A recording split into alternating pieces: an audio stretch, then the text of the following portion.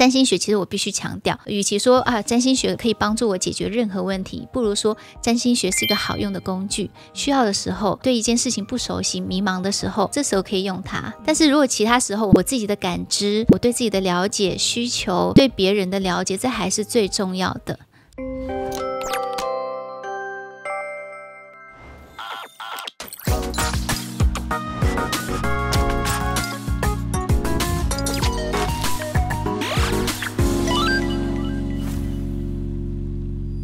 嗨，Hello， 大家好，我是志祺，欢迎大家收听今天的好奇机器。那今天计划洋洋一样会跟我们一起来聊聊。大家好，我是洋洋。好，那我们今天邀请到的来宾呢，是最近知名度非常的高，而且还被称作是星座女神的白宇老师。那除了各大电视节目都会邀她之外，她也是许多精品品牌在做 VIP 服务的时候御用的占星师。那可以请白宇老师先为我们的观众自我介绍一下吗？嗨，大家好，我是白宇。可是呢，我在开始之前有一个问题还蛮想要问志祺的。志祺，你相信星座吗？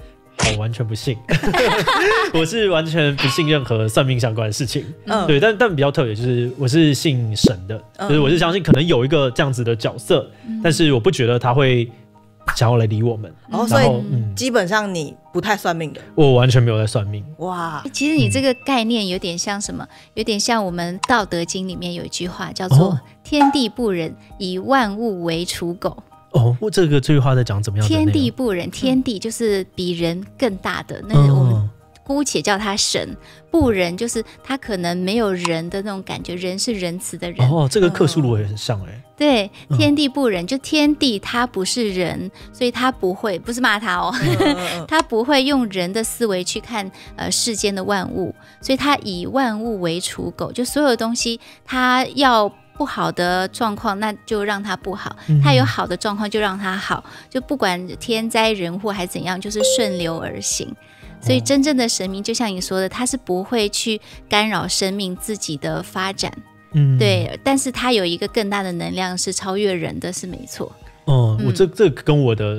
我自己的算是信仰比较接近一点点。就我其实会觉得说，好，我大家都能够懂大家在想什么，可是我会觉得但是这个东西就让我们可以随便算得出来，不是有点笨吗？我会抱着一个这样子的心情，所以我自己算是不太相信。所以对志祺来说，你会觉得星座也算是玄学的一部分？我觉得算对我来说算。那白宇老师也是从以前就对星座这些东西是比较相信的吗？我以前是唯物论，我连比人大的神都不相信。那后来怎么转变呢？我后来就是人生一些经历嘛，我会发现人真的你努力有时候没有用。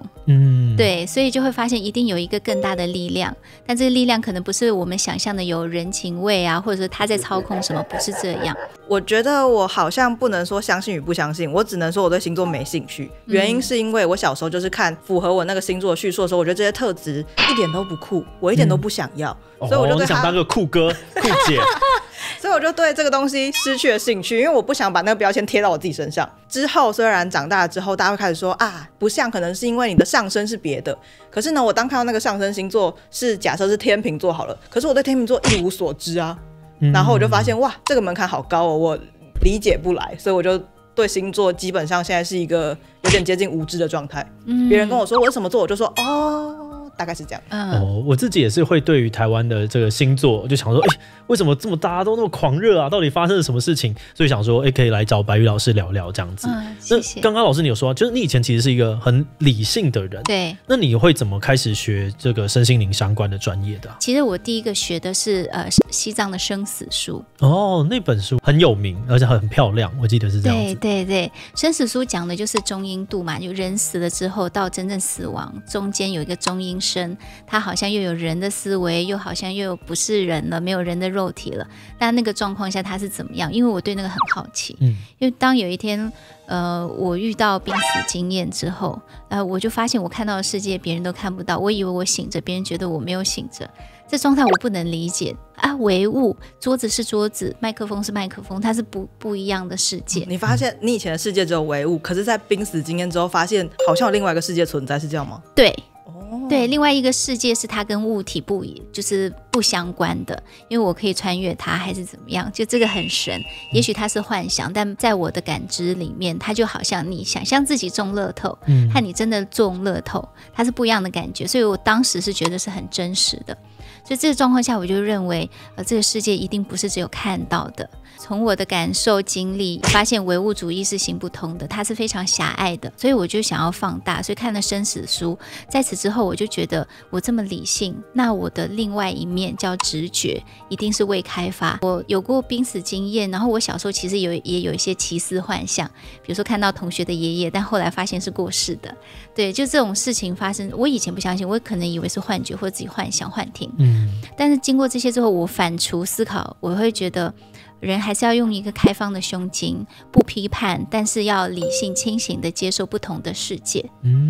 对，这种状况下我再去接触直觉，然后就哇，原来这个世界有天使卡，有奥修禅卡，奥修老师也是一位哲学家嘛，然后再往后就发现催眠疗愈，还有我们的占星系统。在你学了这么多不同的有关身心灵的部分之后，为什么你后来好像比较专注在占星的部分？因为占星它就是我们之前说它是天文学的前身嘛，所以它是一个完整的学科体系。举例12宫，12宫就代表人生的12个面向。举例说第一宫，它就跟我们的原本个性或者我们呈现给别人的社会个性、社会形象有关。第二宫跟我们的价值观有关。第三宫沟通表达思维。第四宫我的家族或者我的民族，我的安全感。所以它其实是一个一开始有的分类，然后之后我们现在只是透过这个分类去了解一些可能的事情，有点像这样子感觉。对，假设我们的整个人生是一块蛋糕的话，我们的人生的不同角色和不同面向，从宫位可以划分成12个面向。当我想要谈恋爱，我可能会说他是不是好人，洋洋你是不是好人，你够不够善良，你爱不爱我，你赚钱多吗，需要我养你吗？可能想这些最多父母怎么样就结束了嘛。但是我们看宫位就会原来除了个性价值观，他赚钱怎么样，他可能赚钱多，但是我们还不合，为什么？因为他认为赚钱要存钱，但我认为真正的属于我的钱是要花掉。所以他是在讨论一些影响的，就是不同的个性会怎么样在其他的面向产生一些影响的东西。没错，觉得很有趣的是，他等于帮我们先提前告诉我们，你至少有12个面向需要来看。我觉得这件事情有趣的点是，一般人大家在想东西的时候，有的时候是用感情在判断一些事情的，但是他就强硬套了一个结构，就跟你讲说，你其实可以用这个结构。那如果有了一个这样的好习惯的话，就会帮助我们先跳脱那个事件，就拉到比较远的地方，就我其实要注意这些东西。没有错，没有错。所以即使这个东西它的准不准，或许不是一个重要的事情，但是你了解怎么样这样想事情的时候，你会想得比较全面，然后你可能在思考的过程当中避开一些雷。我目前听到的感觉是这样。虽然我没有研究占星学，但感觉他好像给了一个很完整的 SOP 那种感觉。没错没错，真的志祺和洋洋的理解力非常的穿透力很强。所以这个占星跟我们平常讲的星座是不太一样的东西。对，我们讲的星座就是占星学里面的太阳星座，或者后来也有人开始慢慢知道说，原来上升星座在哪里，就是行星坐落在什么星座。比如说流年过运最近冥王星从摩羯座要走到水瓶座了。对，就大家说的星座可能相对都比较术数，就是比较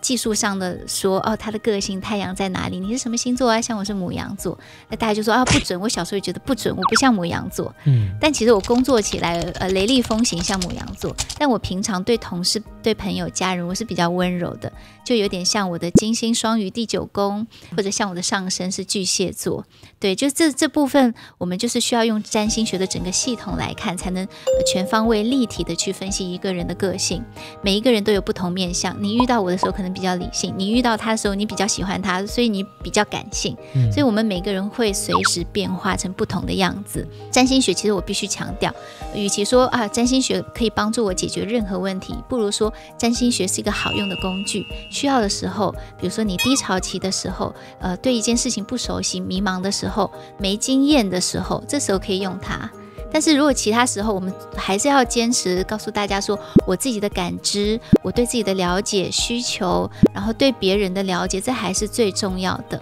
因为它毕竟是一个工具，是帮助你来看待一些事情的。那如果你完全依赖它来做决定的话，那你就其实不太存在了。我当年学身心灵最受益的一点就是快速取得资讯，因为我自己的牌卡老师是比较理性的，他也是科技业出来的人，很理性。那时候他帮我解读天使卡和奥修禅卡，我还不认识这些卡片的时候，我就觉得哇，他不认识我，也不用那么长时间的晤谈，他就可以抓到我一些要点和痛点，我就觉得这个东西很神奇。可是我后来有想明白这件事情，就有点像我们遇到一个人，我遇到他，我遇到洋洋就觉得特别投缘，我遇到另外一个人我就觉得没有什么感觉。这也是这个概念。牌卡也好，我们透过占星的不同元素，12宫位、12星座、11大行星以及虚拟点等等，我们去找这么多元素的排列组合。为什么我当下就是想要透过这个议题去探讨这个人呢？为什么我会摸到这张牌，然后我们一起去讨论某个议题呢？一定是当时我们就是从微观来说，我看到了，代表我的议题也有你的议题，你的议题也有我的议题，我们产生潜意识的共鸣了。这个时候占星学的星盘就出现了这么好、美好、美妙的一个功用。当我还不了解你，但是我们需要迅速达成一个观念的协同，不一定要一致哦，观念的协同，互相的了解的时候，星盘就给我们一个很大的方向。但是我一直没有办法理解到他的那个逻辑的点，我能够理解认识自己啊，或者认识别人，然后当两个人遇在一起，我们一起看星盘的时候，这其实就像是交换名片。当我们今天有了这个契机的时候，你其实就会比较了解别人，所以我们产生了更多的共鸣，更多的讨论，然后知道怎么样跟彼此相处。可是我还是不理解，那这件事情跟就是天上的星星有什么关系？这个就来到了中山茂，是一位日本的史学家，他后来研究了占星历史。人类一开始是没有相信天神的，我们人类一开始相信的神是地上的神。为什么开始相信天神？就是天灾人祸太多，天上比如说下雨或者有火灾，他也认为可能是天上的太阳还是怎么样掉下来，慢慢的开始连结。不管是玄学或者说占星学的由来，古巴比伦尼亚那边先知道天神，原来太阳的崇拜就是对我的崇拜，原来人很重要。月亮的崇拜就是对妈妈的崇拜，因为照顾滋养耐心等待跟怀孕有关。它有一系列的故事，又跟神话故事连在一起。我们且不说神话故事它是真的，后来失传不知道，还是说神话故事就是人透过一些艺术的文明化的一种变化来让我们去理解这个世界，它就变成大众心理学或者社会文明。不管哪条线，最后发现人只要脱离了物质，带有一点点的神性去理解人本身，人就会比较宏观。因为我们人是站在地球上的，如果我们用自己的视角去看这个地球，一定是地心说。但是在玄学或者我们占星学上去看的话，各种星系的星体，我们幻想它连起来就像一只牛，就是金牛座，连起来像一个蝎子，就是天蝎座，其实就是把宇宙万物和人联系在一起。但如果我们没有这样的想象的话，人只看自己的话，你只会想说我今天吃饱了没？他为什么要这样连呢？其实这个想象也是非常哲学的。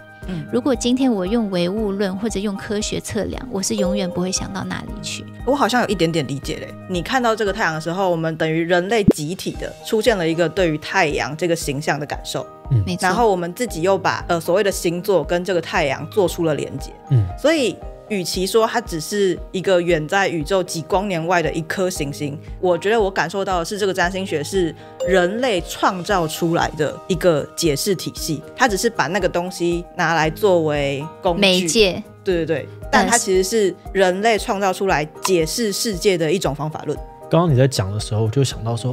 这个就是一个 scheme 嘛。如果它是一个解释体系，它只要找到一个让大家愿意去接触跟了解，所以它给他一些酷的东西，这个角度我蛮能够接受。就像福音战士，他也是套了一大堆，你知道，就是看起来很玄学啊，看起来很神秘的宗教符号。然后有一个讲法就是，他问他说：“你要放这些东西干嘛？你想要表达什么很酷的东西？”没有，我只是觉得他这样看起来很帅。可是我好像突然能够懂说，那这样子把它分法，然后让更多人愿意去接触这件事情，这样子我能够理解它的逻辑关系。从刚刚那个理解之后，我能够理解之前白宇老师说为什么所谓的占星学它跟所谓的人文有关，因为那个是人发展出来的东西那种感觉。你被说服了。我被说服了。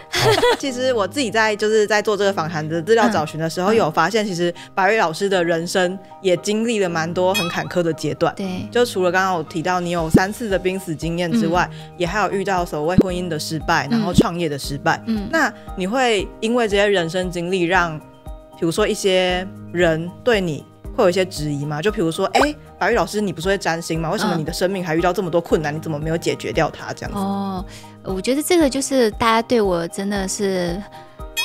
想象太完美，或对我要求太高了。我离婚的当时是我不会占星的，第2段离婚的时候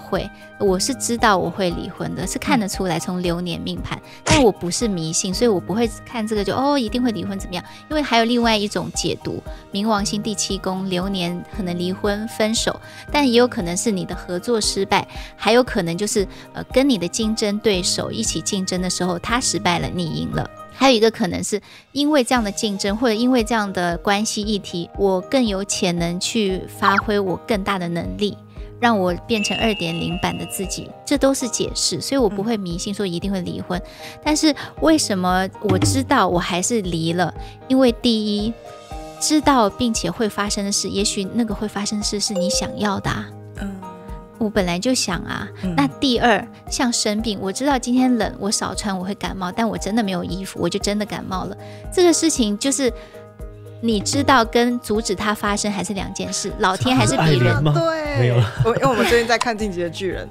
对对对，就是这个意思。对，他就是看着它发生。对，很聪明的一个漫画，所以天始终比人大。如果他把它姑且叫做算命的一面，流年算命嘛，真的是人算不如天算，你永远不知道老天会给你出什么课题。但是因为我们知道说有这些可能，所以呢，你提早做了准备，你就会觉得，至少我尽力了，或者是我就是往那边过去。没错，我觉得有时提早接受，可能也是开始慢慢在心里面有一些沉淀。没错。然后当我现在有自信能量的时候，其实我不太会看占星，因为我个人的判断我是有自信的，我有清晰的头脑去分析。但是人难免会有情感失意，对自己不自信的时候，或者迷茫，不知道别人怎么想。这时候透过参考星盘，我不需要跟别人聊天，我就知道说我自我对话之后，我有一个新的盲点发现了。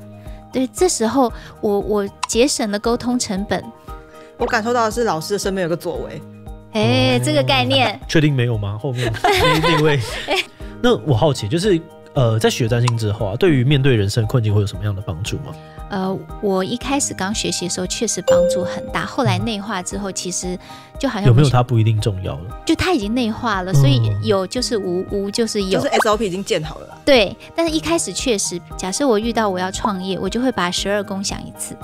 然后我遇到与人合作，我就会把我的我第7宫冥王我第7宫摩羯座，但是我除了合作之外，我自己的比如说水星在第11宫，所以我需要在很多人面前，也就是我讲课的时候，我才能把我自己的理论建立起来，让我自己一个人在家里去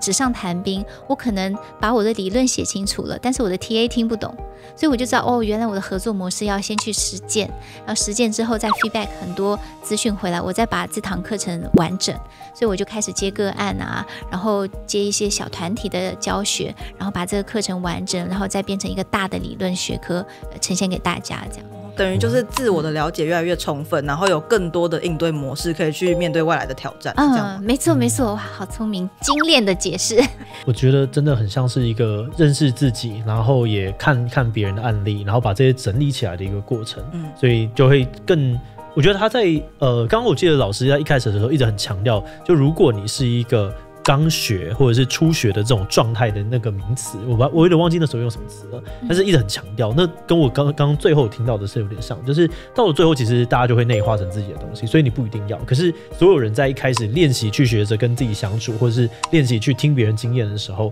有一个好的结构，而且还搭配一些酷酷的东西，对，其实会帮助你。如果这个酷的东西刚好是你喜欢的，